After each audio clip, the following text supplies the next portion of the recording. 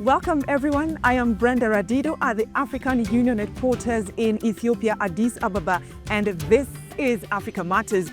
Now, Djibouti's Ali Youssouf is the new AU chief, and he'll be dealing with the multiple conflicts on the continent, like the war in Sudan, where international mediators have been pushing for an immediate ceasefire after nearly 2 years of bloodshed. But fighting has escalated between the Sudanese army and the Rapid Support Forces militia. Both sides have also put forward competing proposals to govern the nation amid the conflict. The Sudanese army is calling for an inclusive transitional framework that would eventually integrate civilian oversight into the power-sharing process.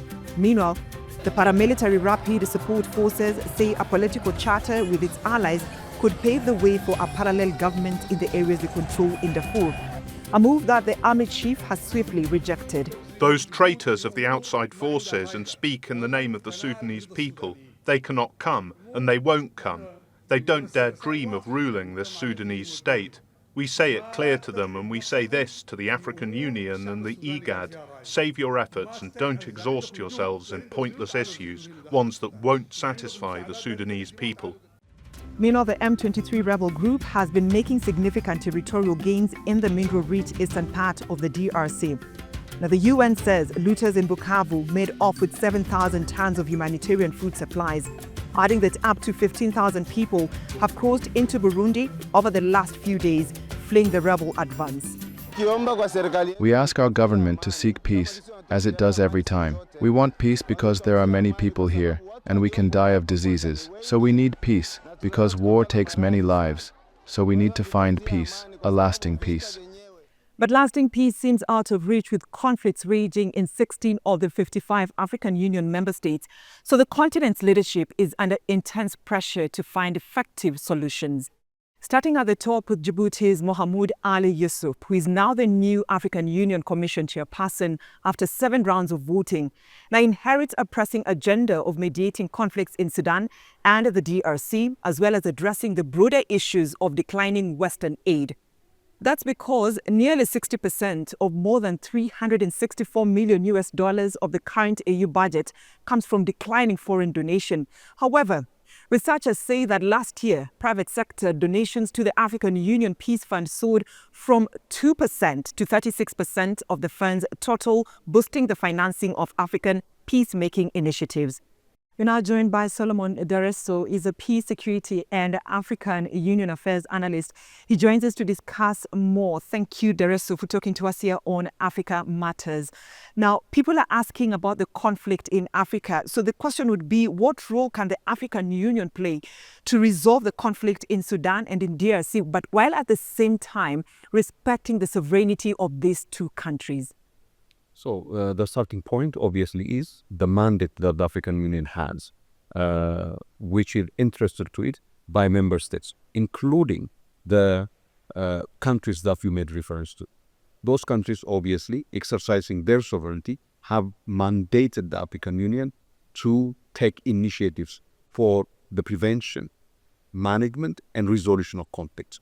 So the role of the African Union is basically to exercise that mandate on the basis of, first and foremost, the mobilization of consensus from member states, which is critical from a diplomatic perspective in order to have the support from all member states for the initiatives of the African Union for conflict prevention, management, and resolution. The second thing is on the basis of that political and diplomatic solid support that it harnesses and mobilizes from member states for the African Union to articulate a strategy for the resolution of those conflicts, including, for example, through the implementation, importantly, of the decisions that have been taken with respect to the Eastern DRC within the framework of the Luanda process, which is a peace process that brings together DRC and Rwanda for purpose of resolving the interstate dimension of the conflict involving the two countries. And a lot of progress have been made, including a signing of an agreement between the two sides for the neutralization of the APLR, for Rwanda to withdraw its what it called defense measures that it had adopted, and of course also for resolving the internal dimension of it through inclusive peace processes involving the various groups in the DRC, including the M23. So right now, when we were hearing the African Union Security and Peace Council say that right now there'll be only two dialogue processes happening in DRC, he talked about they'll only recognize the Nairobi peace process and also the Luanda peace process. Then again, we have SADC coming in. So what happens to the SADC peace process for DRC? So there are two processes only. The Luanda process, which deals only with the interstate dimension involving DRC and Rwanda, because there is a regional dimension to the conflict in Eastern DRC. And the most important aspect of that regional dimension is actually the one that involves Rwanda and the DRC. So the Luanda process is at that level. Then the Nairobi process is intra-Congolese dialogue and an intra-Congolese peace process that is meant to bring together the various Congolese forces that are on disagreement and therefore on a fighting terms. The SADC actually deployed peace support operation through SAMI DRC.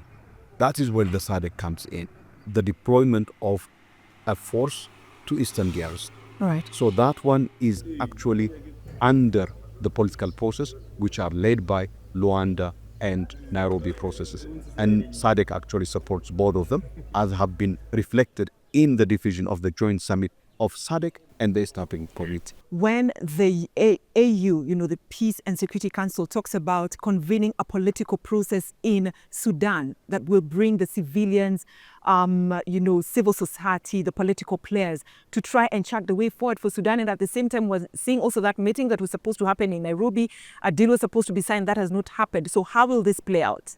Well, one of the challenges that we face today is that there are multiple forums for peace in Sudan, and we lead to fragmentation of the diplomatic space rather than different diplomatic actors coming together and working on the base of shared strategy towards the resolution of the conflict in Sudan. They basically open a shop here, open a shop there, and that leads to the fragmentation of the diplomatic space and spreading everybody thin, and the resources of the diplomatic resources of all actors being divided and dispersed, leading to the fact that it doesn't really have the impact that it is expected. That is why there is a need actually for addressing the fragmentation of diplomatic initiatives with respect to Sudan, which is one of the reasons why we are not making any progress to halt the raging war in Sudan. All right. And the new AU chief, Mahamoud Youssouf, Ali Youssouf, has spoken in the past about the AU's goal of silencing the gangs. But then again, we're still seeing that conflicts still persist on the continent. So what does he bring to the AU that would make this a reality? So we have seen over the course of the past years that conflicts indeed have increased on the African continent. I think it's important to remember that this phenomenon of increase in the number of conflicts is not unique to Africa. It is a global phenomenon. Various conflict data sets have already established this. We are in a difficult moment. We at Money Africa, for example, have released a report reviewing the African Union's past year performance. And what we have discovered in terms of our analysis is we are entering a new era of insecurity and instability that is characterized by interstate tension, which undermines the effectiveness of the African Union, because it's only when member states are able to work together that the AU can deliver more effectively. When there is tension between member states, the AU gets weakened and it couldn't be able to deliver on its mandate. All right. And therefore, the role of the new AU leadership under Mahamoud Youssouf is actually to undertake a strategic review of the state of peace and security in Africa, and a strategic review of also the peace and security performance of the African Union in order to reset and to put the African Union in a more solid ground for it to actually respond more effectively than it has done so far.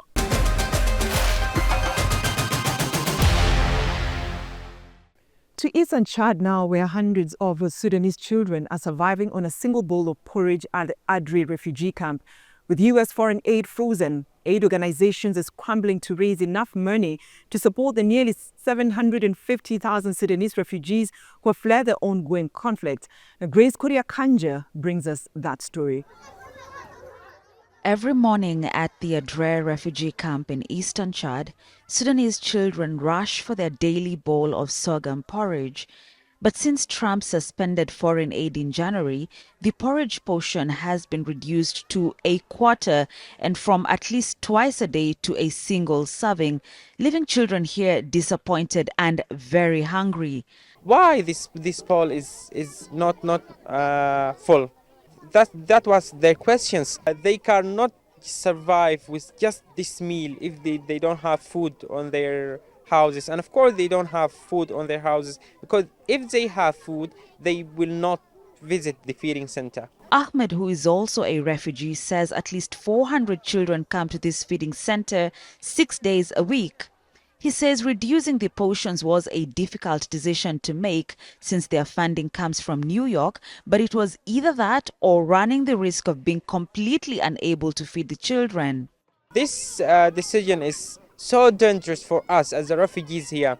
This will affect in our health situation, on our food situation, on the children's situation. While the U.S. government issued a waiver on emergency services, the people here tell me that immediately the executive order was issued, funding was cut off, and the impact was felt instantly. Organizations like the Norwegian Refugee Council have already suspended their urgent U.S.-funded humanitarian work around the world. As an organization, roughly 25% of our global portfolio, we rely on U.S. funding. So I think right now the situation is dire. It can only get worse. But even organizations that are not funded by the U.S. are sounding the alarm. If other NGOs under this USAID financial support, they close, it's true that MSF can receive more patients. Before the freeze, USAID, established in 1961, was the world's largest single donor. In 2023, it gave aid worth $72 billion US. And as the people count down to the end of Trump's 90-day foreign aid review, these children cannot afford to wait. They are already losing out on a meal and going to school every day. Grace Korea Kanja, Africa Matters, Adre, Eastern Chad. Shifting focus, we head to South Africa, where another Trump executive order has ignited a diplomatic showdown and reopened old wounds of a land ownership in a country still scarred by apartheid. Nchepeng Motema has more from Johannesburg. We will be going into the embassy, TV and I, to... These Afrikaner demonstrators outside the U.S. Embassy in Pretoria say they are here to support an executive order by U.S. President Donald Trump, which withdraws all aid from South Africa and offers them refugee status. They belong to a white South African ethnic and linguistic group which ruled the country under apartheid. Trump claims the South African government plans to seize Afrikaner farmland without compensation. Do you know someone whose land has been grabbed? No. For me, as my great-grandmother had the land, and now it's my aunt's. That is the most thing that I'm worried about, that land would be grabbed. Critics argue that the protest reflects an unfounded narrative of white victimhood, a belief that white suffering is exceptional. Under colonialism and apartheid, black South Africans were forcibly removed from their land, creating deeply skewed ownership patterns.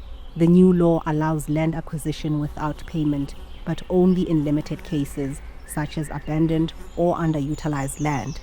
The 2024 Act replaces an apartheid-era law that established the willing buyer, willing seller system, which has governed South Africa's land reform efforts since democracy in 1994.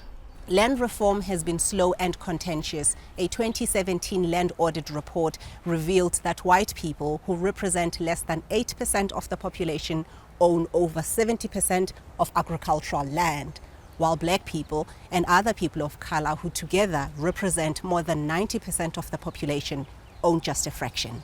In the village of Lisodi Mutlana in Limpopo province, 70-year-old Violet Goka and her family know this frustration firsthand. In the 1980s, their community was forcibly removed from their ancestral land. In 1996, they filed a land claim to get it back. 28 years later, they are still waiting. It was painful when we moved. I still remember how we cried for a long time. We didn't like this place, and getting used to it was hard.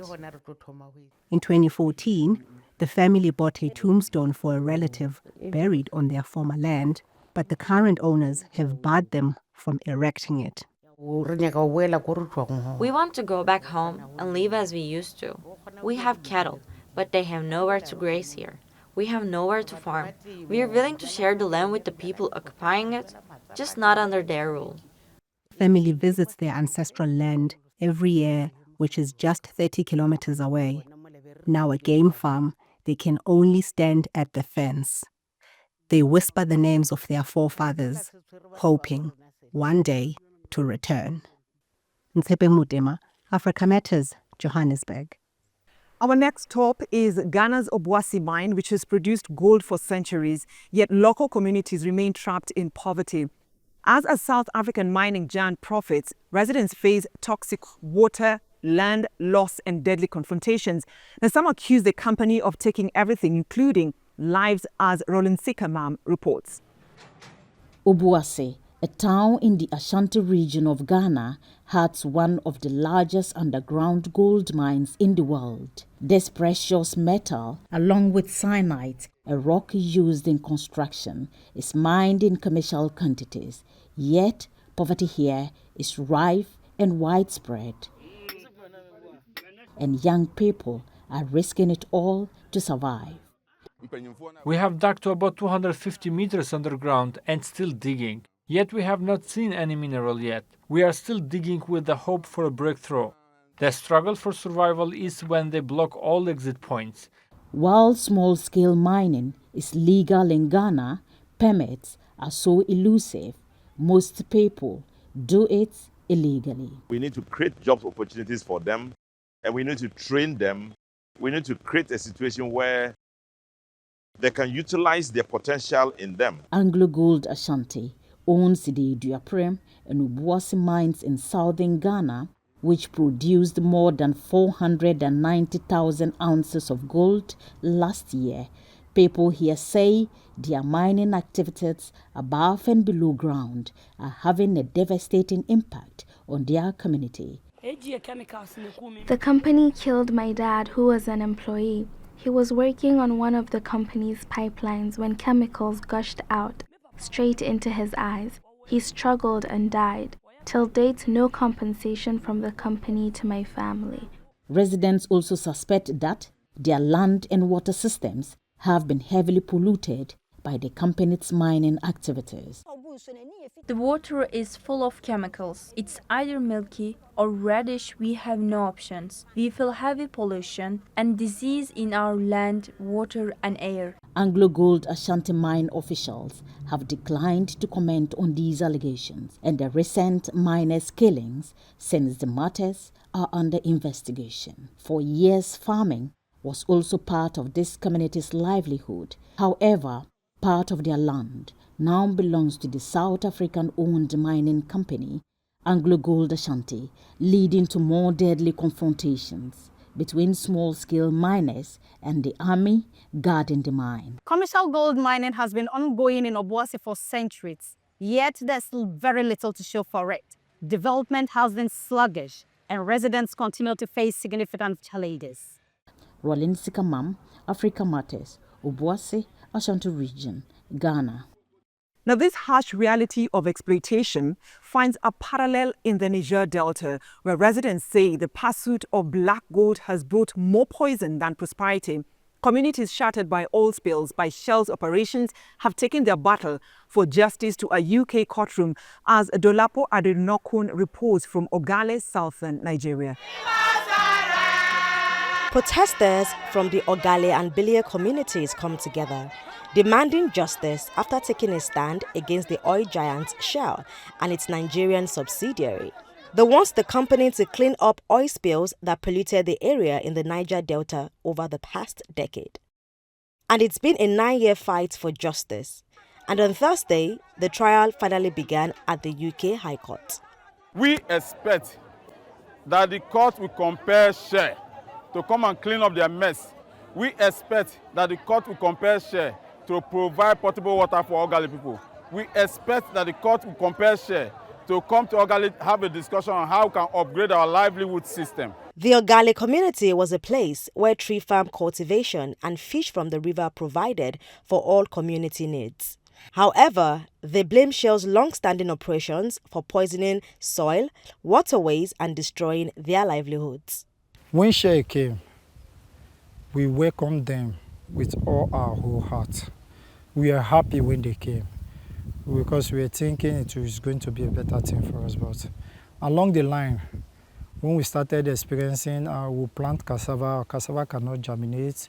Look, water in the house is changing taste. Fishes, water in the river is killing our fishes.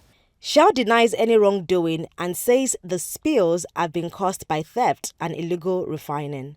But the more than 13,500 Ogali and Bilie residents, represented by the British legal firm Leone, say the company must take responsibility for the oil pollution that happened between 1989 to 2020 from its operations. A 2017 United Nations Environmental Programme study found that drinking water in a community in Ogoniland was contaminated with benzene, which can cause cancer at levels over 900 times above World Health Organization guidelines. Experts say the problem goes much deeper. The oil had penetrated very, very deep and it has spread into different areas.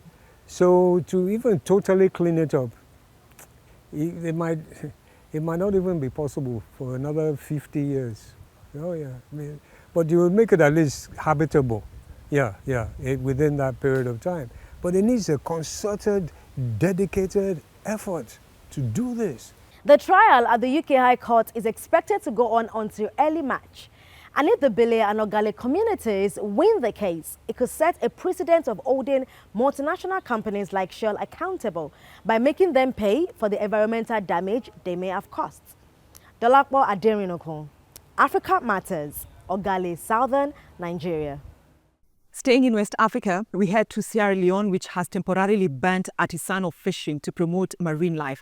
But as their boats remain idle, now thousands of fishermen are worried about how they will survive the month-long ban. Suleiman Bari has more from the capital, Freetown. Sierra Leone's first ever fishing ban has been imposed from February through to March, and it left thousands of boats grounded. We depend on the sea for our day-to-day living. Each day, when we go out fishing, we make about $9 to $13. That's how we take care of our families. We have no choice but to comply with the ban, but we are struggling. With no alternative jobs, these fishermen are using this time to maintain their nets and equipment. This is Funkia Community, one of Freetown's main fishing sites. Behind me, you can see several boats docked and idle due to the government's 1-month ban on artisanal fishing, a measure aimed to combat the country's declining fish stocks. The Ministry of Fisheries and Marine Resources estimate that more than 228,000 metric tons of fish are caught in Sierra Leone's waters every year. Already we are doing the closure for the industrial, so they close in April. But even though we've been doing this since 2019 for the industrial, the management of our waters has not been really favorable. So we thought it fits that we should close it for the artisanal. And besides that, the artisanal, they are the largest population of fisher folks. And then they use most of the bad fishing methods. They use like nets, mosquito nets, you know, that will allow them to catch all the fingerlings and the eggs. So in so doing, we thought that if we don't put a measure, the fishery management plan in place by closing the waters, we'll wake up one day and there will be no fish in our waters. Environmental experts say overfishing has disrupted the ecological balance, which threatens the future of marine life. We still have some stocks that are underexploited, others are fully exploited, and some overexploited. If you overfish, then you create an ecological imbalance. But it's not just fishermen who are feeling the impact of a ban. This closure has affected me a lot because this is my only source of income to take care of my 3 children and my mother. The ban has skyrocketed our buying price from $11 to $16 US. When I first bought it at the new price, I made losses. Now I make just over $1 profit, which is not enough to sustain my family.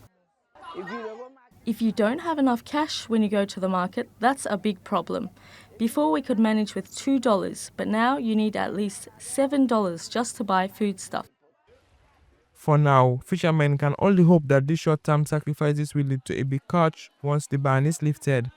Suleiman Bari, Africa Matters, Freetown, Sierra Leone. Now that's our show this week. Let us know of what you think about the stories you've seen or share your ideas and feedback.